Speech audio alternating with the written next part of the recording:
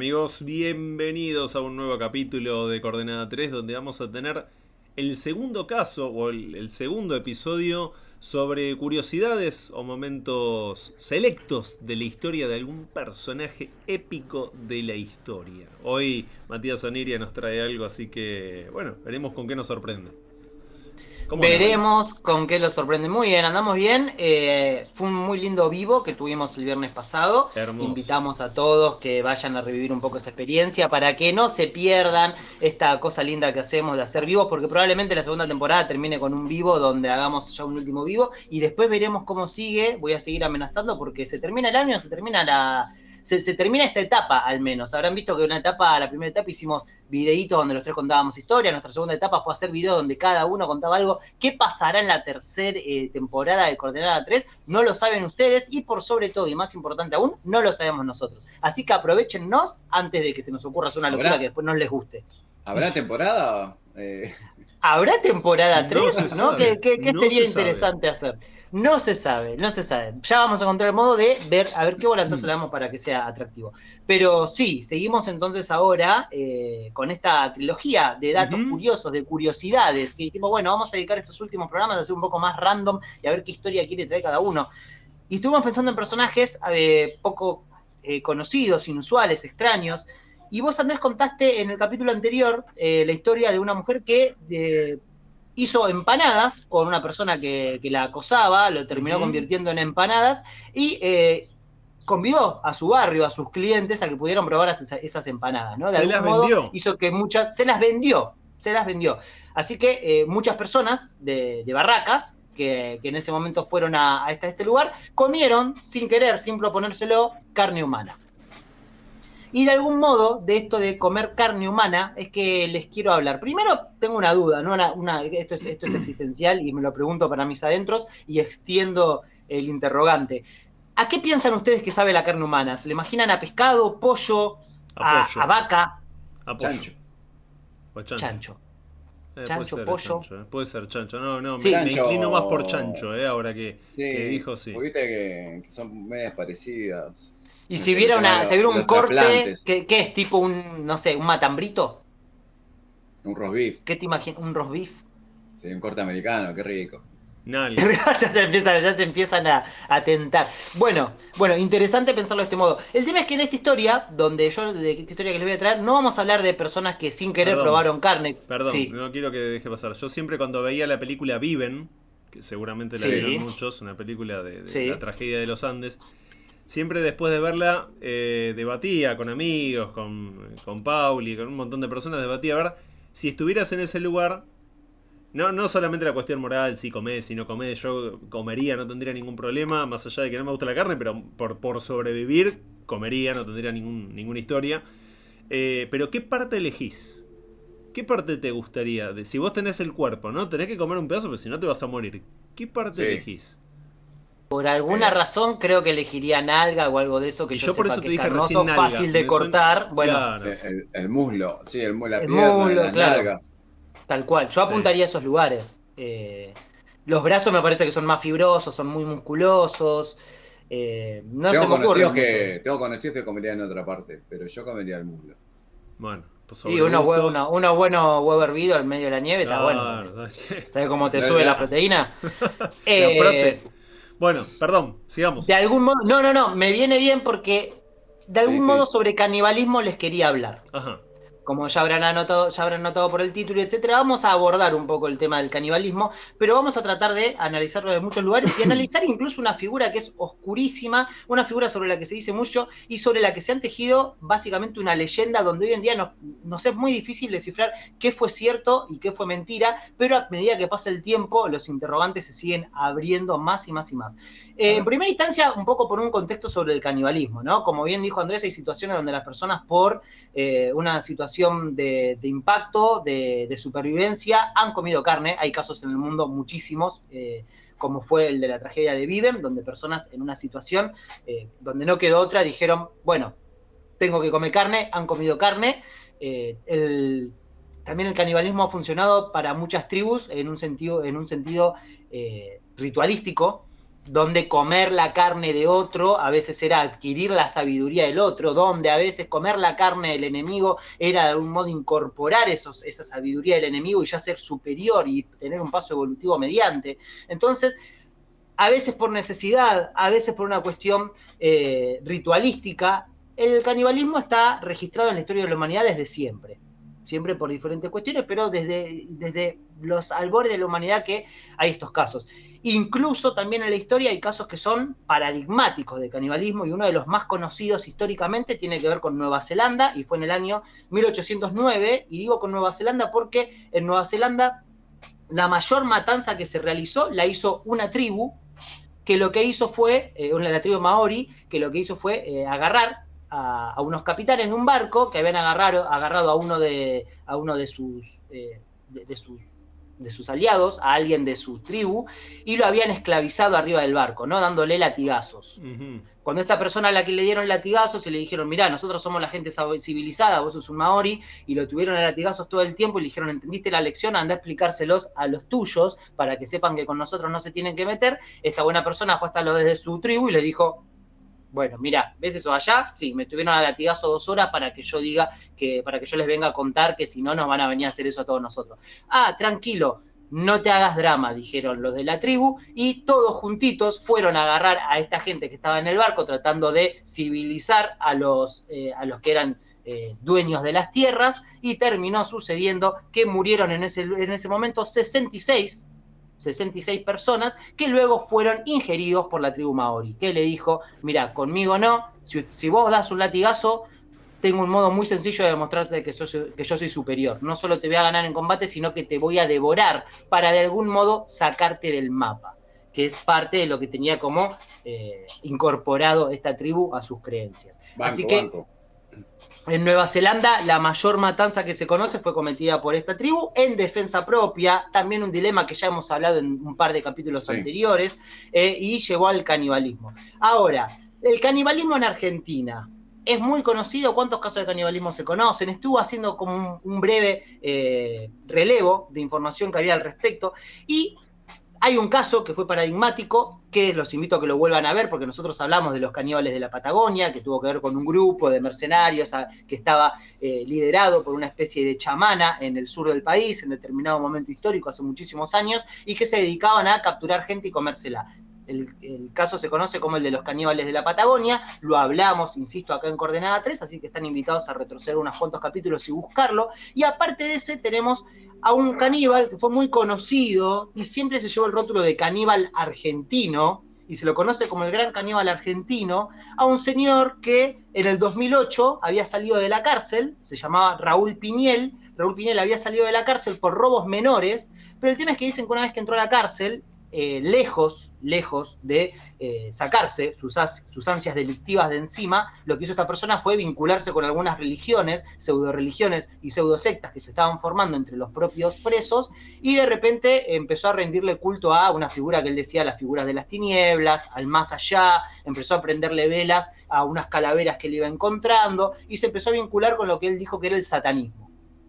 El tema es que cuando él sale de la cárcel, sale siendo una persona totalmente diferente, mucho más parco, mucho más apático. Muchos dijeron, bueno, ahora va a salir del camino del mal. Pues no, ni mucho menos, sino que luego de salir de la cárcel fue hasta la casa de su padre, lo invitó a comer algo, le dijo, pa, ¿te quedás a comer? Él le dijo que sí, y este buen hombre, ¡pum!, se encargó de matarlo, de achurarlo y de comérselo. De hecho, cuando la policía llegó, alertado por otro vecino, lo encontraron con que ya había tirado algunas piezas a las ollas, había cocinado otros pedazos de carne a la provenzal y se había comido al padre. Cuando fue interrogado al respecto, lo que este buen hombre dijo fue algo así como: ya liberé a mi padre, lo único que les pido es que si me pueden dejar libre unas horas más porque tengo que liberar a mi madre. Por supuesto que la policía dijo, no es buena idea que te dejemos libre, maestro. Si dejar libre a alguien para vos es comértelo, hasta acá terminaron tus aventuras. Y este hombre estuvo preso durante un tiempo hasta que finalmente fue derivado a un hospital psiquiátrico, y mucho más de él no se sabe, pero en las crónicas del policial negro argentino, este crimen que ocurrió en el 2008 es considerado como el crimen del gran caníbal argentino.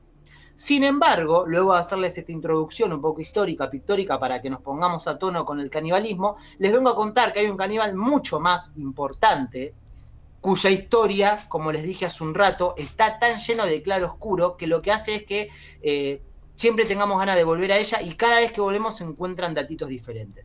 Y entre esas cosas extrañas que se saben de esta historia, hay 7 particularidades que yo les voy a pasar a enumerar para que conozcan todos y todas, o revivan el que ya lo conocía, la historia de Aparicio Garay, el apodado como Caníbal del Paraná. Mira.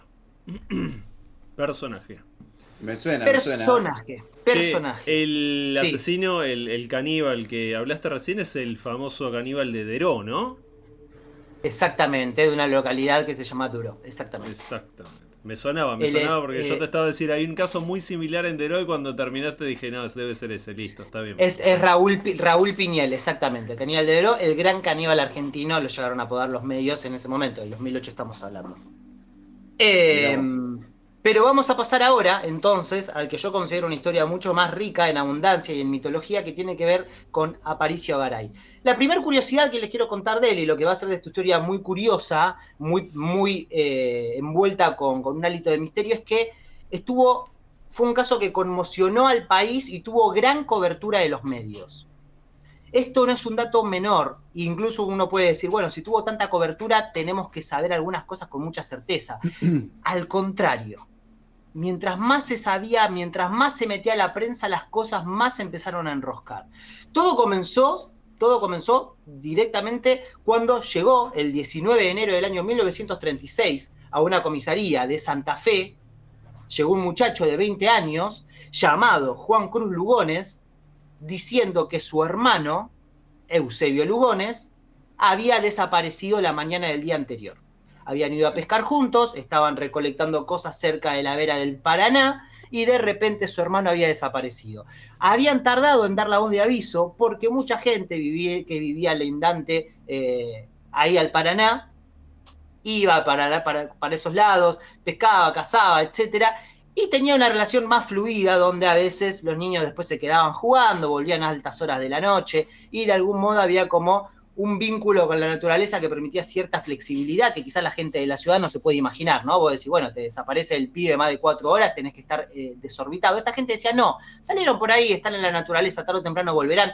Pasaron efectivamente 24 horas, el niño, el pequeño Eusebio de 11 años no había venido y su hermano de 20 por eso se había presentado en la comisaría. Obviamente la gente de la comisaría fueron hacia el lugar donde él indicó, acá fue la última vez donde vimos a mi hermano, se acercaron ahí los policías, vieron el terreno, estudiaron un poco el terreno y dieron la respuesta que muchas veces le da, de nuevo, la gente de la ciudad, a la gente que vive un poquito en la periferia, esta cosa de y se la habrá llevado el río, se la habrá llevado el Paraná. Habrá habido una crecida, se lo llevó, un accidente, lo picó un bicho, capaz, se asustó, corrió, salió desesperado.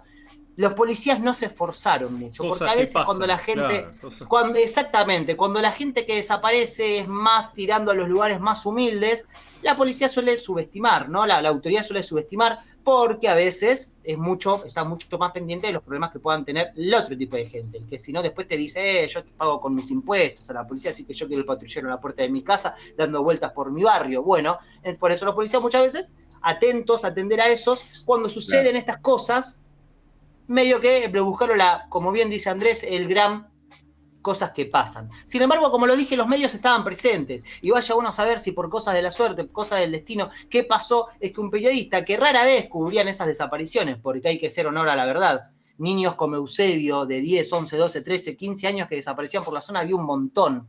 Había muchísimas familias humildes también cuyos niños morían y no tenían ni siquiera la posibilidad de hacer un entierro y sus hijos eran tirados al Río de la Plata. Digo, esta dura realidad era atravesada todos los días. Así que muchos no se preocupaban por los niños que allí desaparecían, pero quiso la suerte o el destino, como les digo, que un periodista tomó un poco este caso, se enteró, lo mencionó en uno de los diarios que salían por Santa Fe y se empezó a hablar un poco de esto. Andrés acaba de desaparecer. Sí, y Andrés acaba de volver. Estás tocando, Neus. Ahí volviste. Ahí volviste. Estoy acá. Hace correr la noticia, y cuando hace correr la noticia, un poco que los oídos se alertan. La policía ya se había ido diciendo, ya hicimos nuestro trabajo, ya dijimos que estas son cosas que pasan, pero cuando la noticia empieza a vincular, a dar vueltas por ahí, lo que empieza a pasar es que alguna gente dice, che, yo me parece que lo vi a ese chico esa misma tarde. Y otros dicen, sí, yo también sabés que pasé por tal zona y también acabo, por la descripción que hace este periodista y su hermano, creo que lo vi. Y de repente, gracias a esta nota, muchos testigos, empieza a haber un par de testigos oculares, que todos coinciden en que vieron al pequeño Eusebio con Sí. vida, y no cerca del río, sino que ya se había alejado del río, y lo habían visto caminar, pero no solo.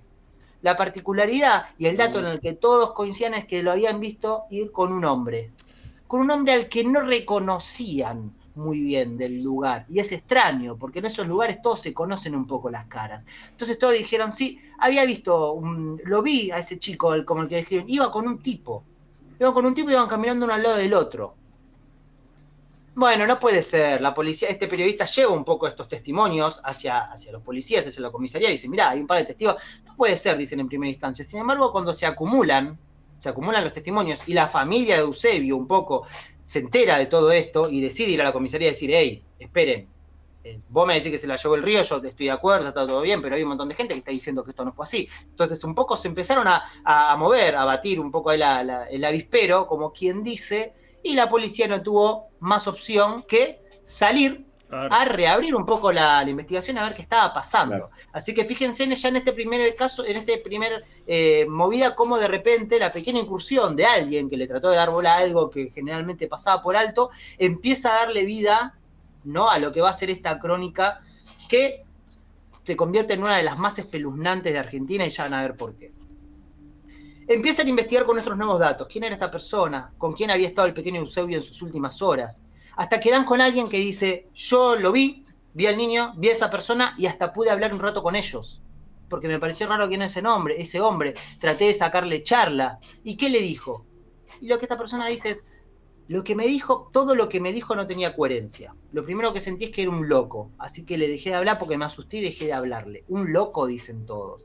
Inmediatamente ahí la gente empieza ya a tener otro temor, ¿no? Porque primero dicen, había un extraño que se llevó el niño, y encima dicen que está loco. ¿Y cómo era su apariencia? Usted que lo vio tan de cerca, y no, iba desalineado, olía mal, su ropa estaba rota, barba, despeinado, ya la figura que empieza a tejer, unos 45 años, para el año 1936, unos 45 años, ya era mote suficiente para que te dijeran viejo. Entonces empiezan a describir en los medios el viejo loco que se lleva a los niños.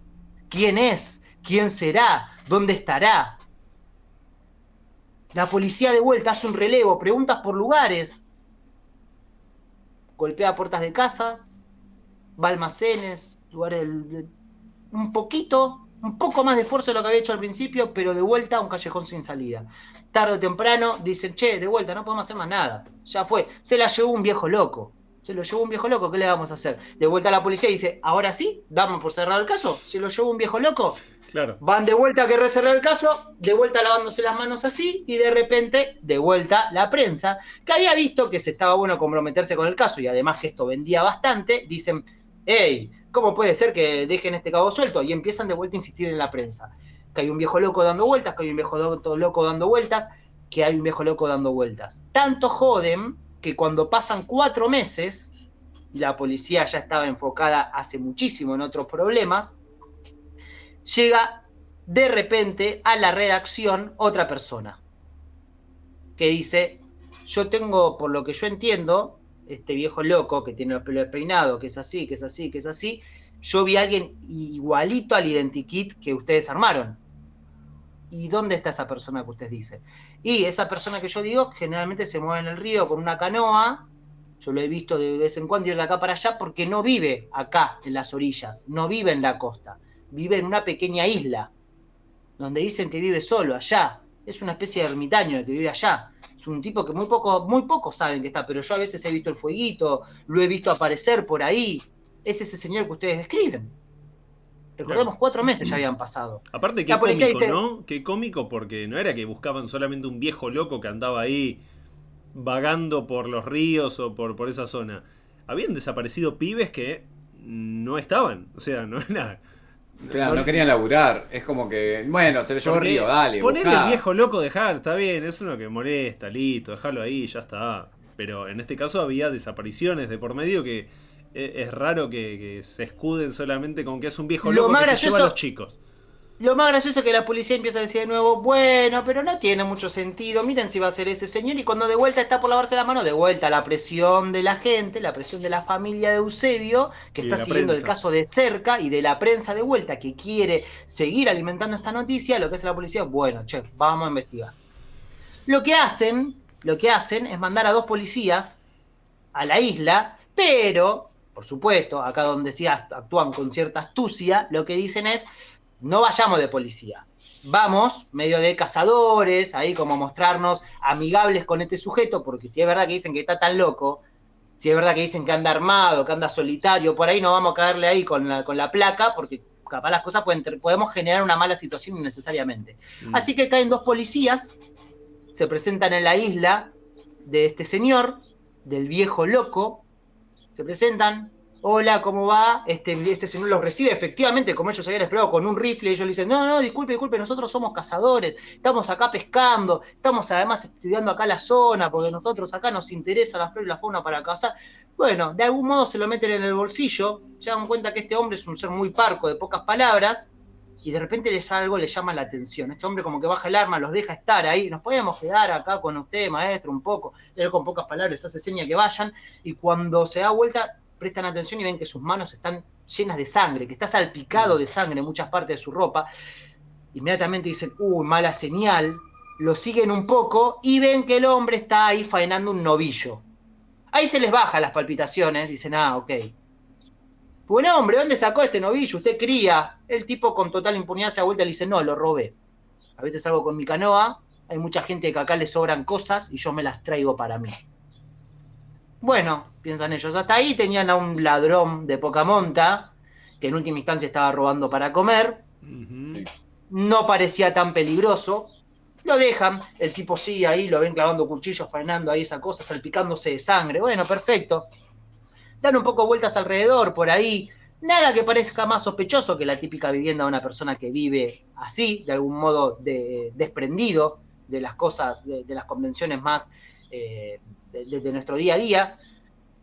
Hasta que de repente este hombre le dice, bueno, ¿se quieren quedar a comer? Los policías dicen, ya es innecesario, que acá este tipo es inofensivo. Sí, le dicen, dele, sí. Dice, bueno, si se quedan, dice, va a ser ese novillo que usted acaba de faenar ahí. De hecho, estos policías un poco que dicen, che, está bueno, acaba de matar ahí un novillo, vamos a quedarnos, listo, total, el tipo encima Claro, un inocente, asadito. buena onda, nos comemos un asadito, está cayendo la noche, y mientras está cayendo la noche, el tipo, salga una sonrisa. ¿Se van a quedar entonces a comer? Sí, le dicen ellos, nos quedamos. Usted nos invita, nos quedamos, por supuesto. Incluso dicen, che, al final el loco malo no era tan loco malo, Mm. necesitaba un poco de atención. Entonces él le dice, entonces si se quedan, no vamos a hacer este novillo, les voy a presentar el plato fuerte. Ellos se quedan, ya esto le llama un poco más la atención, y cuando este hombre los invita adentro de la casa y les abre algunos compartimentos que tenía ahí, empiezan a encontrar restos humanos. Ah, bueno, se regaló. Va, estaba loco. ¿Qué es esto? Dicen los oficiales. El hombre con total impunidad se da vuelta, un niño, mientras lo empieza a cortar. Como un niño, ¿sí? Esto es un niño, en esa damajuana ahí grandota tengo toda la grasa que puede sacar de ese niño, ahí en ese otro frasco tengo otros pedazos del niño, ahí estoy hirviendo otra parte, Claro, en el fondo enterré, lo mostraba como una hazaña, como claro, en miren, el miren la. forro, en el fondo enterré otras partes para que se mantengan y no se pudran tan rápido. Lidiando con sus náuseas, lo que hacen los policías ahí efectivamente, que iban armados, es hacer uso sacan sus armas, se le dicen quieto ahí, deje de hacer lo que está haciendo. Este señor se da vuelta, los mira, ve que tiene un arma, de repente se encuentra atacado, ¿no? Por personas que a él les había abierto la puerta de su casa, que de repente él les había confiado todo, él se sentía como casi a gusto y cuando ve que lo atacan y que incluso tienen armas, se abalanza sobre ellos, hay un forcejeo y cuesta un poco, pero lo terminan reduciendo. Lo terminan atando a su bote y lo terminan llevando a la comisaría. Cuando lo llevan a la comisaría es donde empieza a desatarse el error. Acá es donde viene la segunda fase, como bien inauguró Andrés, que tienen que ver con las confesiones de Aparicio. Este hombre, como acabo de adelantar, cuando lo ponen frente a personas que lo van a interrogar, le dicen, ¿cuál es su nombre? Y él agarra y tira 16 nombres. Ale a pelota. 16 nombres. Uno tras del otro. El que quedó registrado por la prensa es Aparicio Garay, porque es el primero que menciona, pero este hombre menciona 15 nombres más. Con total de vuelta, con total naturalidad. ¿Cómo se llama usted? Como si alguien dijera, me llamo Matías Oniria, Andrés Bandilo, y bla, bla, bla, bla, todos así juntos. No, claro, pero ¿cómo se llama? No, todos esos son mis nombres. Bueno, ok, vamos a anotar el primero. ¿Dónde nació? Nunca quedó muy claro. Según él como contaba la historia, puede haber nacido en Uruguay, según como contaba, puede haber nacido en Brasil, y según como contaba, era oriundo de ahí, había nacido en el mismo lugar ahí en Santa Fe. No quedaba muy claro. Datos familiares, ninguno. Padre, madre, no tengo idea. Todos los datos que tenían de él eran inconclusos, ninguno llevaba a ningún lado. Nada que ayudara a saber más sobre qué había hecho este hombre estos últimos tiempos. ¿Por qué estaba el cadáver de ese niño en su cocina? Le preguntan, ya cansado de decir, ok, bueno, no tenemos ningún dato en común, lo único que sabemos es que está el cadáver de ese niño. Claro. Porque me lo comí. Es un montón. ¿Cómo se lo comió? Ahí Garay empieza a contar toda su historia. Él dice, yo lo encontré solo, lo levanté, le dije si quería venir conmigo. A partir de ahí yo me di cuenta que si íbamos caminando, él en un momento empezó a querer correr, escaparse, así que lo que hice fue subirlo conmigo a mi canoa.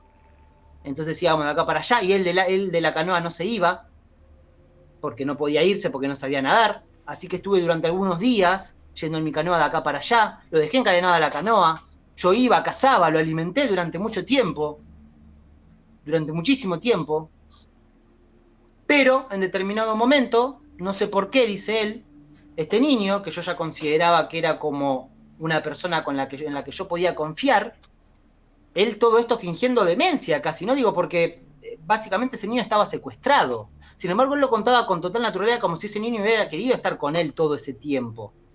Él dice, hasta que en determinado momento este niño se levantó y se quiso ir corriendo de mi isla. Y entonces, bueno, entonces le tuve que dar un tiro por la espalda. Sí. ¿Por qué lo hizo? Bueno, porque me lo dijeron las voces. Las voces, sí. Hay una voz que en ese momento me dijo, ahora, matalo. Le toman testimonio a Aparicio Garay, una voz le dice que lo mate. Y ellos casi dejan de lado, dicen, ok, anotan los médicos, ¿no? Una persona desequilibrada mentalmente, una persona que escucha voces, y casi no van a hablarle más al respecto. Dicen preso inmediatamente, ¿no? Incluso él además cuenta, después de que lo mato, dice, esa voz incluso me dijo dónde cortar, cómo hacer para poder disfrutar de todo ese manjar que yo me iba a dar. La voz me obliga a comer, etcétera, etcétera. Yo me lo como, con los huesos lo tiro en determinado lugar, efectivamente encuentran los huesos en ese lugar. Y cuando el caso se está, ya por tercera vez, ahora que lo habían abierto, ya ahora sí el caso se estaba por cerrar con un culpable, este hombre dice, pero lo que más miedo lo que más miedo tengo es que la voz siga volviendo. Y aquí es donde vamos allá a la tercera fase, porque Aparicio empieza a hablar de una especie de deidad que es implacable. Él empieza a decir que él tiene esas voces, no es una voz cualquiera, sino que es la voz de un dios a la que él la llama el horario. Él dice que el horario, dice, domina a todos los hombres, nos dice qué hacer y cómo hacerlo y en qué momento. Y el horario, esta deidad, en determinado momento elige a determinados hombres para que se les despierte el hambre. Y cuando el hambre se despierta, el hambre no se apaga nunca más, dice Aparicio. Aparicio cuenta esto desolado. Cuando cuenta esto ya no lo dice orgulloso o al menos sin sentir ningún tipo de remordimiento, sino que cuando lo dice desolado. Dice, yo tengo una deidad en la que creo, que es el horario, que nos domina a todos los hombres, pero de algún modo nefasto yo fui señalado por esa deidad, y yo a esas personas a las que esa deidad señale les despierta el hambre. Y ahora que ya está despierto, nunca más se va a apagar, dice él. Y eso es lo que más miedo tengo, dice. Mientras yo me comía a ese niño, yo sabía que a partir de ahora iba a estar condenado a seguir repitiendo eso. Infinitamente, dice Aparicio. Acá las crónicas del momento hacen una conexión, que es también, que de algún modo muy simbólica. Él habla del horario, todos pensamos en un reloj, ¿no? En el tiempo. Sí.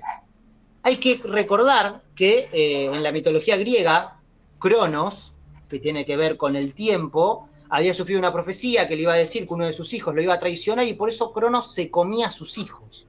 Mirá. De algún modo también entrando en esta cosa de comerse a los suyos, de algún modo Sí. ejerciendo el canibalismo. Entonces el canibalismo y el Cronos y el tiempo parecían ir de la mano. Entonces, ¿qué pasaba con esto que estaba contando Garay? Con esto que contaba Aparicio Garay, ¿no? ¿Cómo sabía Garay de estas cosas? ¿Por qué parecía un hombre tan humilde y tan desapegado de conocimientos, pero a veces cuando se ponía a hablar y de repente hablaba mucho, de repente parecía tener cierta información, parecía culto en algunas cosas, pero era indescifrable saber qué cosa era real, qué cosa no? Claro. ¿Qué cosa de lo que decía lo decía porque estaba loco o porque tenía alguna sabiduría que se había trastocado y le había volado la cordura? No se sabía. El tema es que la policía efectivamente saca la misma conclusión que los médicos, dicen esta persona es inimputable, dice la justicia, y lo tienen que mandar a un psiquiátrico. Lo encierran, lo suben a una carreta y lo traen hacia lo que hoy en día se conoce como el Borda. Lo traen para Buenos Aires y lo internan en el Borda. El tema es que, internado en el Borda, unos cuantos meses, Aparicio Garay, este hombre que se había comido este niño de 11 años, comete otro crimen. Ataca con un rastrillo a otra persona porque dice que no lo dejaba, sus ronquidos no lo dejaban dormir, que de vuelta la voz le había dicho ahora es el momento, y Aparicio había agarrado lo primero que había encontrado y había atacado a esa otra persona que estaba en ese lugar. ¿Por qué tenía un loco un acceso a un rastrillo? Es algo que Te iba a preguntar nos eso. excede saber. ¿Cómo debía roncar esa persona, ¿no? Para que el chabón se le salga de la cadena. Exactamente. Así que en este nuevo punto, esta nueva rareza, lo que nos indica es que Aparicio Garay comete este asesinato, se dice que se lo va a volver a llevar a juicio, esta vez para de algún modo ver si ahora fue premeditado o no, qué va a pasar con su sentencia, qué va a pasar con él. Claro. Y lo que pasa acá con las crónicas es que todas se pierden, acusando incendios, acusando inundaciones, acusando que los documentos se pierden. Lo que pasa a partir de ahí es que no se sabe qué pasa con Aparicio Garay. Luego de que comete ese asesinato en el loquero, Aparicio Garay desaparece de cualquier, hasta ese momento se tenían fotos de él hablando con la policía, se tenía fotos de él confesando, se tenía fotos de él de todo, hasta que luego de eso desaparece de la faz del mapa, de la faz de la tierra. Muchos dicen, alguien lo ajustició, realmente alguien se lo sacó de encima y trataron de volar su expediente para que no quede claro que lo hicieron desaparecer. Otros dicen, hicieron volar su expediente porque el tipo se escapó. Y quién iba a querer que trascendiera la noticia de que se les había escapado un loco peligroso. Y con muchos nombres. Muy y con peligroso. muchos nombres, muy peligroso. Entonces ahí la historia parece quedar ahí, pero habíamos quedado que íbamos a contar muchas más rarezas. Y el tema es que durante muchísimo tiempo la historia de Aparicio Garay se contó como la historia de este hombre que había matado a Eusebio, a este niño de 11 años, este caníbal del Paraná, y se contaba solo esto. ¿Y quiénes lo contábamos? Todas las personas que no éramos de ese lugar, que no éramos cercanos a la zona. Claro. Hasta que en determinado momento, alguien, esta vez no un periodista, sino que una persona que había estudiado cine, un director de cine, llamado José Luis Mastro Lorenzo, decide hacer un documental. Y para hacer un documental sobre este hombre, se dirige justamente hacia donde las cosas habían comenzado, hasta Santa Fe, hacia esa orilla, donde la historia de Aparicio Garay había empezado a ganar reputación. Y José Luis Mastro Lorenzo no lo hace solo porque conoce la historia por afuera y le llama la atención, sino que Mastro Lorenzo tiene una abuela que se crió en esa zona y su abuela, en determinado momento, siendo ya el grande, él le pregunta, abuela, vos que viste por ahí, ¿no escuchaste hablar alguna vez del caníbal ahí del Paraná? Paraná. Y ella le dice, sí, claro, si fue el que se llevó a mi hermana. ¿Cómo a tu hermana? Y la abuela le dice, yo a los 7 años tenía una hermana que era un poquitito más chica que yo, que en un momento salimos juntas a la orilla a recolectar algunas cosas, estábamos jugando y en determinado momento mi hermana desapareció. Mis padres la buscaron durante muchísimo tiempo, la justicia también, nunca pudimos dar con ella pero sabíamos que se la había llevado el hombre que se llevaba a los chicos. Este director, cuando se entera de esta historia, busca ver efectivamente, habla con otros familiares. Sí, efectivamente, su abuela no estaba mintiendo, no estaba loca. Había tenido una hermana que se había muerto de pequeña, él lo había descubierto en ese momento. Efectivamente, los años coincidían, había sido más o menos en el mismo tiempo donde había desaparecido Eusebio. Así que este documentalista se dirige hacia la zona y empieza a hablar con gente que ya para ese entonces era gente grande, toda gente de la tercera edad. Que cuando él se acerca y empieza a hablar, dice, ¿conocen la historia de Aparicio Garay? Y lo primero que le empieza a sorprender es que todos lo dicen, sí, claro. Era ese hombre que se llevaba a los chicos. Y él dice, pero eso es un modo de decir, es como el hombre de la bolsa, el que se lleva a los chicos que se portan mal. No, no, no, no. Se llevaba a los Pero chicos ya realmente. Entonces él empieza a investigar, dice, pará, pero si esto es verdad, esto cambia la historia del caso rotundamente. Más de 20 años después, más de 50 años después, estaríamos descubriendo que esto no era solo un tipo que se comió a un nene, sino un tipo que durante muchísimo tiempo había estado cometiendo crímenes atroces.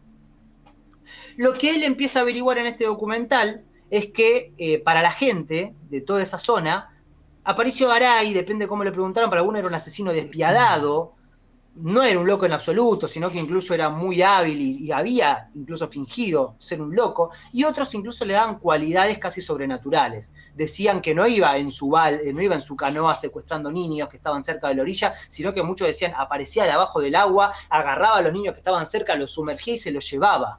Jason, era como Jason. Una especie como una especie de sirena, pero caníbal y despiadado, y le empezaban a otorgar esa clase de virtudes, ¿no? Más asociadas a un ser demoníaco que a una persona que estuviera desequilibrada.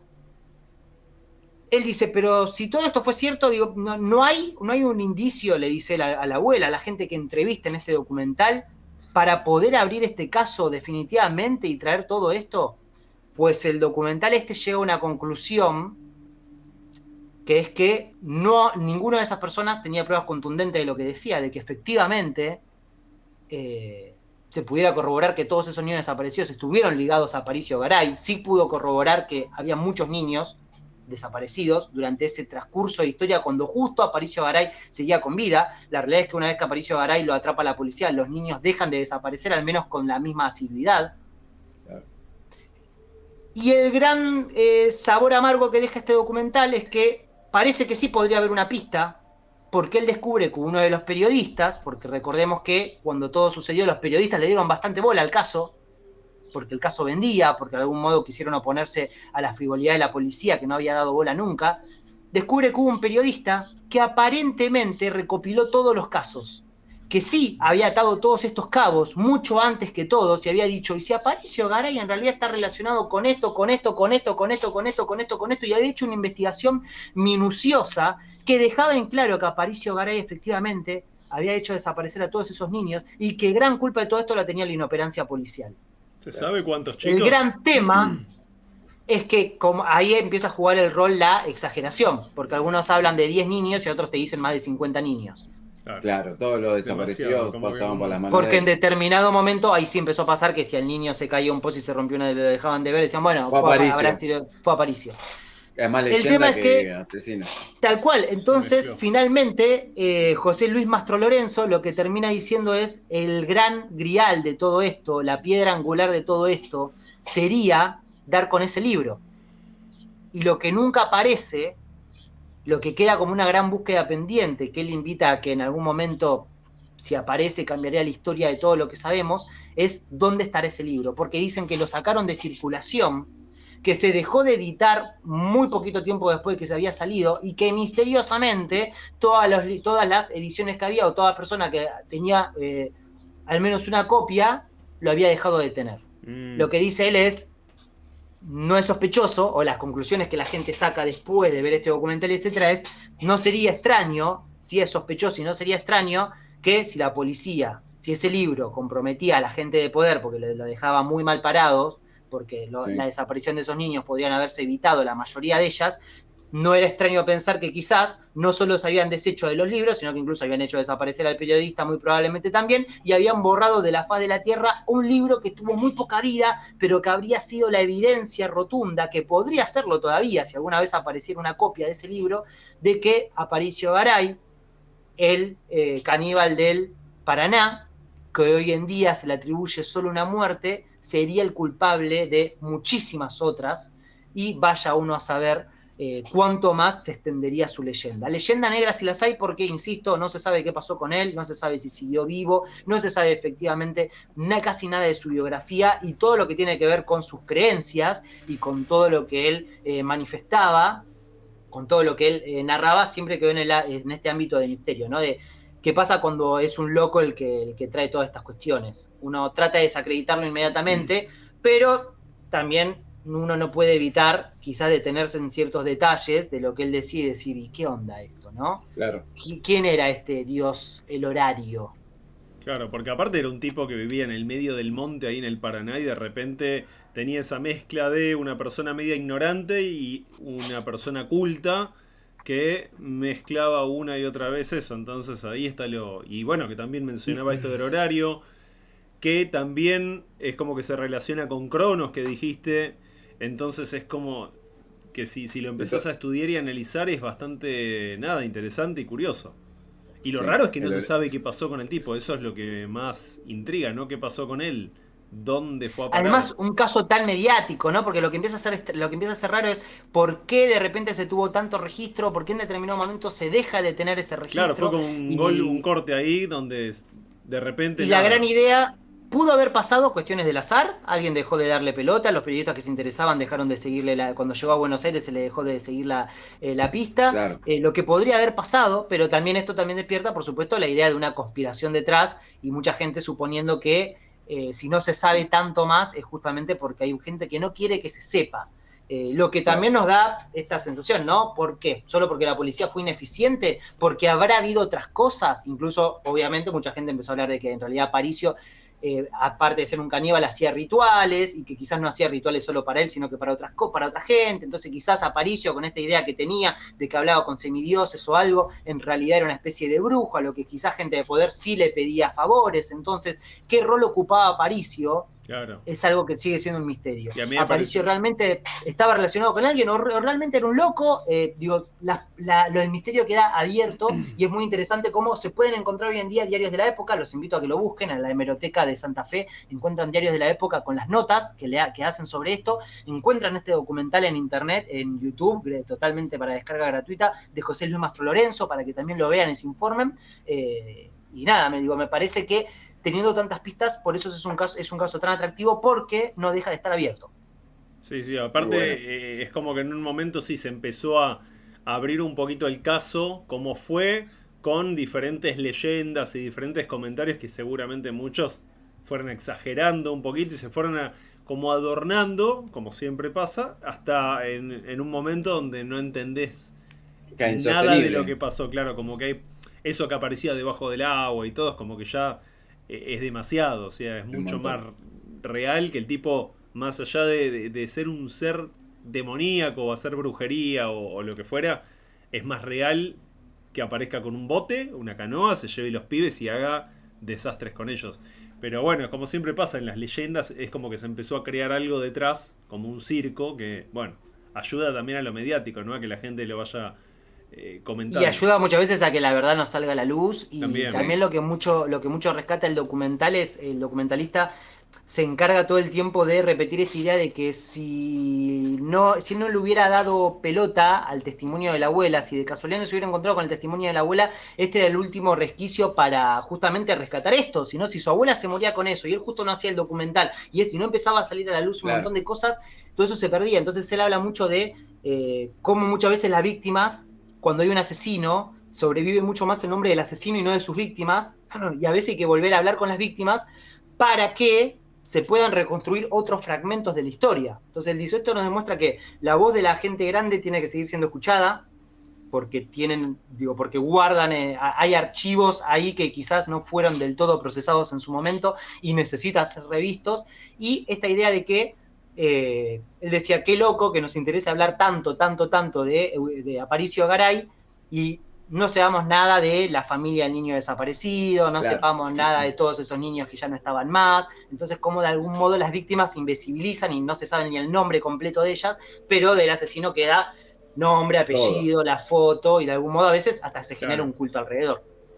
Sí, obvio. Qué loco lo del horario igual, me llama mucho la atención eso. Sí.